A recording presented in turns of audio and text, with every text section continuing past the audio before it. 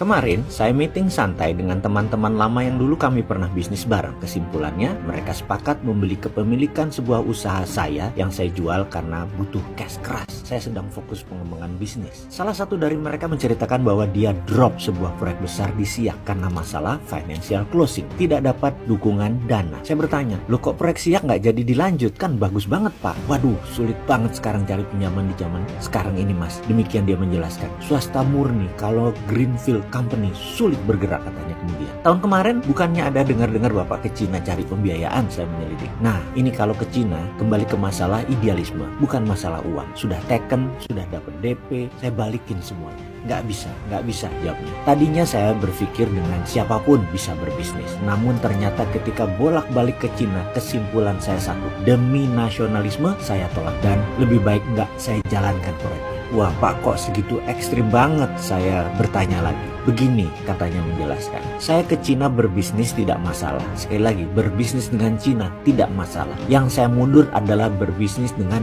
BUMN Cina. Dengan mata kepala sendiri saya melihat dan memahami setelah bolak-balik dengan mereka dalam setahun. Pertemuan demi pertemuan, diskusi demi diskusi, dan menyaksikan sendiri apa dan siapa mereka. Cina membagi dua secara global bisnisnya. Dalam negeri, swasta yang mengelola. Dan kira-kira mungkin 80%-nya swasta. Luar negeri, BUMN Cina yang bermain dan hampir 90%-nya BUMN Cina. Pemerintah dukung dana, dukung fasilitas lainnya ke BUMN Cina untuk menggarap pasar luar negeri. Bayangkan dengan 1,4 miliar manusia di Cina, maka Cina memerlukan pangan dan kerja buat penduduknya. Mereka membuat grand strategi dan policy, yaitu China is not a country, China is civilization. Jadi Cina itu bukan negara, tapi Cina itu adalah komunitas. Diaspora Cina menguasai seluruh jagat. 2-5% sebuah negara pasti diaspora Cina. Bagi mereka, Tiongkok itu melihat semua ini menjadi satu civilization. Mungkin warga negaranya udah bukan warga negara Cina, daratan, tetapi mereka dianggap satu civilization. Lalu dia melanjutkan, saya memperhatikan semua yang bekerja di luar Cina, dari pegawai-pegawainya BUMN Cina, semua muda-muda single, paling tua usianya 35 tahun. Target mereka jelas, karena terucap mereka itu akan dijadikan diaspora. Gak usah pulang kalau perlu. Single, kawin dengan penduduk lokal, baik Cina diaspora atau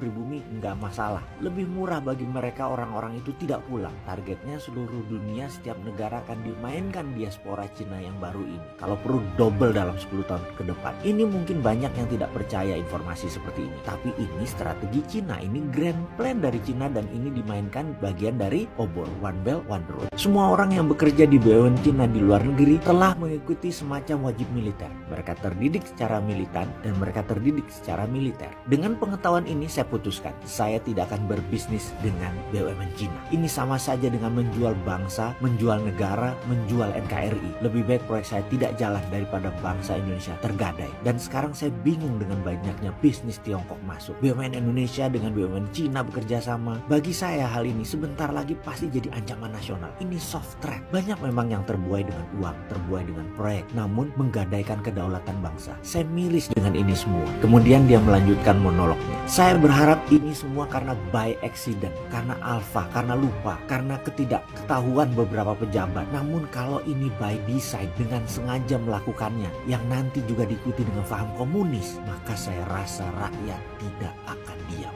Mendengar cerita itu, saya dalam hati berkata, no comment.